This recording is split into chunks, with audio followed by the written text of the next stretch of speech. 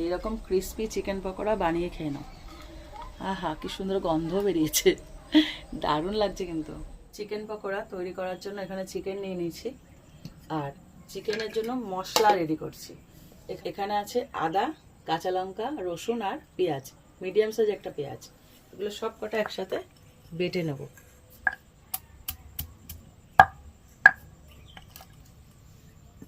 খুব ভালো করে বেটে নিতে হবে। চিকেন পকোড়ার জন্য যে মশলাগুলো লাগবে সেগুলো এক এক করে দিয়ে দিচ্ছি। প্রথমে দিয়ে দিচ্ছি লবণ,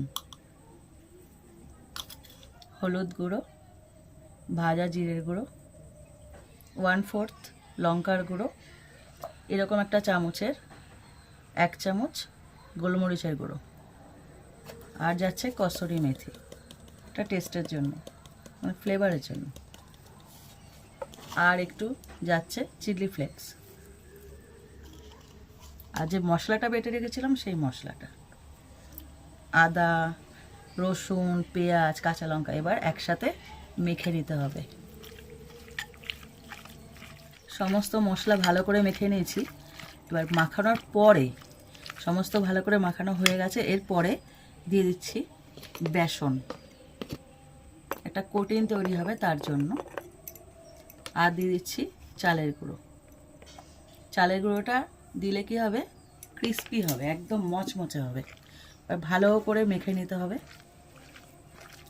অতিরিক্ত দেওয়া যাবে না, ঠিক এমন পরিমাণে দিতে হবে যেন এটা কোট তৈরি হয়, কিন্তু এক্সট্রা না হয়। তেলটা পুরোপুরি গরম করে নিয়েছি। এবার এরকম একটা করে চিকেনের এরকম পিস তুলবো আর দিয়ে দেবো।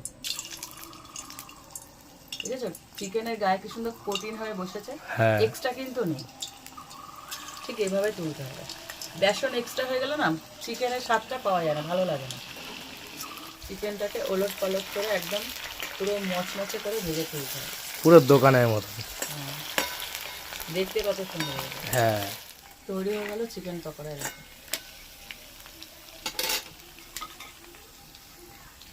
এবং একটা ছাঁকনির সাহায্যে তুলে নেবে, তাহলে এক্সট্রা তেলগুলো পড়ে থাকবে।